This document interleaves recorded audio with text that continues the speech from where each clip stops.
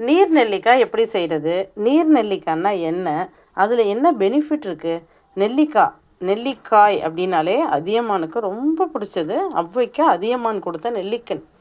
என்ன, ஔவையார் அதியமானுக்கு கொடுத்த நெல்லிக்கனி இது.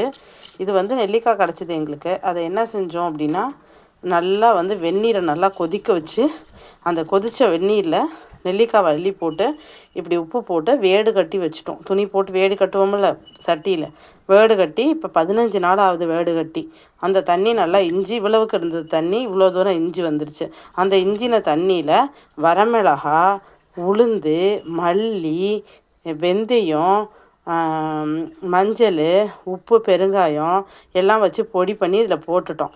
போட்ட பிறகு அந்த பொடியை போட்ட பிறகு இப்படி பெருங்காயம், வரமிளகா, கடுகு, கருவேப்பிலை போட்டு தாளித்து இதில் கொட்டிட்டோம். அவ்வளோதாங்க நீர் நெல்லிக்காய். ஒரு வருஷத்துக்கு கெட்டு போகாமல் இருக்குங்க. இப்படியே குலுக்கி வெயிலில் எடுத்து வச்சோம்னா.